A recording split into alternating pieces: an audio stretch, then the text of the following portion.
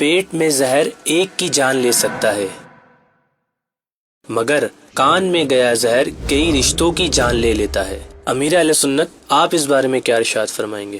جس کی برائی کی گئی، اول تو اس کو بندہ سننے سے ایوائڈ کرے کہ سنوں نہیں میں۔ اب اگر کان میں وہ زہر گھل ہی گیا، اب اس پر اعتماد نہ کرے جب تک کوئی اس کا شرعی ثبوت نہ ہو۔ خالی سنی سنائی میں آ کر لوگ پتہ نہیں کیا کیا ہنگامے کر دیتے ہیں۔ اول تو ایسی باتیں کرنی نہیں چاہیے۔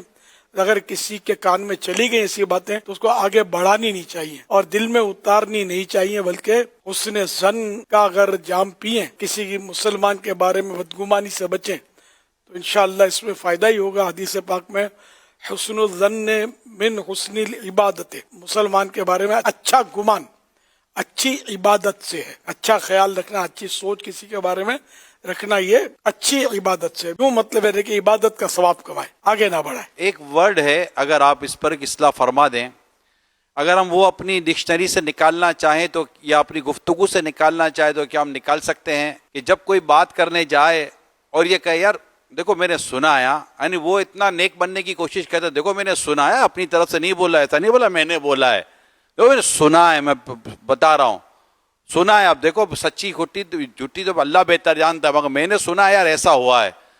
تو اگر اسی کو نہ یہاں پر کچھ روکنے کا اہتمام کیا جائے گا، اگر تم نے صرف سنا ہے تو پھر سنا ہے تو پھر سن کر سن ہو جاؤ، پھر آگے بڑھانے کی کیا ضرورت ہے؟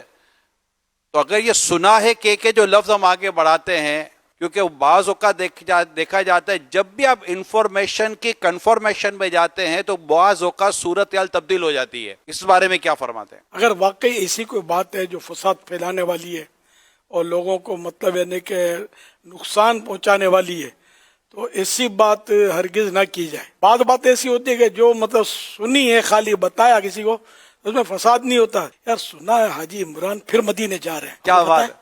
اگر کوئی ایسی بات کے تو میں فساد نہیں ہے نا، فساد نہیں ہے نا اس میں، تو کیوں مطلب یعنی کہ جیسی بات تھوڑا اس میں پلس کر دینا کہ سنا ہے، ویسا حکم ہوگا۔ تھوڑا اس میں پلس کر دینا کہ سنا ہے عمران پھر اب ملے سنوں کے ساتھ مدینے جا رہا ہے، تھوڑا پلس کر دو۔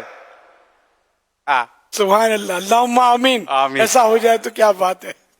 مگر جس بات سے کسی کی عزت کو حرف آتا ہو، کسی شخصیت کو نقصان پہنچتا ہو، فتنے کا اندیشہ ہو اور اس طرح کی کوئی گناہوں بری گفتگو شروع ہو سکتی ہو وغیرہ وغیرہ، کوئی گھر ٹوٹنے کا ہو، کسی کی شخصیت ڈیمیج ہونے کی ہو، تو ایسے یا اس طرح کے دیگر موضوعات میں یہ لفظ نکال دیا جائے کہ میں نے سنا ہے اور کوئی ایسی بات آگے نہ بیان کی جائے۔ ضرر سے بچنا ضروری ہے، ٹھیک ہے، ضرر نہ ہوتا ہو۔ اب بعض اوقات یہ کہ کسی کا بتانا ضروری ہوتا ہے جی، کہ جس سے کسی میں برائی موجود ہے اور اس کی برائی کی وجہ سے دوسرے کو نقصان پہنچ رہا ہے تو اس کو آگاہ کرنے کے لیے بتانا ہوگا کہ یہ مطلب یوں ہے، یا کوئی مشورہ لے کہ میں فلاں کے ساتھ پارٹنرشپ کرتا ہوں اور آپ کو پتا ہے کہ 99 کو تو یہ مسا چکا ہے، نقصان پہنچا چکا ہے، اب تم سے سینچری پوری کرے گا، اس کے ہتھے مت چڑھنا۔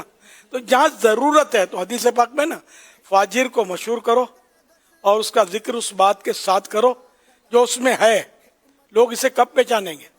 جس سے شر پہنچتا ہو، جس کے عقیدے سے شر پہنچتا ہو، جس کے عمل سے شر پہنچتا ہو، تو اس بدعقیدہ کی بدعقیدگی کو واضح کرنا یا اس شریر کی شرارت کو یا اس کی جو بھی فطرت ہے لوٹ مار کی یا نقصان پہنچانے کی یا فراڈ کرنے کی، تو اندر ضرورت اس کا اظہار کرنا ہوگا۔ اللہ کی رضا کے جیسا کرے گا تو ثواب کا حقدار بھی بنے گا۔ جنرل یہ ہوتا ہے کہ یہی کہا جائے گا کہ ایسی بات نہیں کرو جس سے فساد پھیلے، شر پھیلے وغیرہ۔ یہ بھی آپ نے ماشاءاللہ، لیکن بعض اوقات بتانا شر کو روکنے کے لیے ہوتا ہے۔ غیبت کی تباہ کاریاں کتاب میں آپ نے یہ ماشاءاللہ ایک موضوع لیا ہے جو ابھی آپ نے ارشاد فرمایا۔ اللہ کرے ہمیں اس کو پڑھنا ایک بار پھر نصیب ہو، جنہیں نہیں پڑھا وہ غیبت کی تباہ کاریاں کتاب کا مطالعہ ضرور کرے، اس میں انشاءاللہ یہ ساری چیزیں ملیں گی۔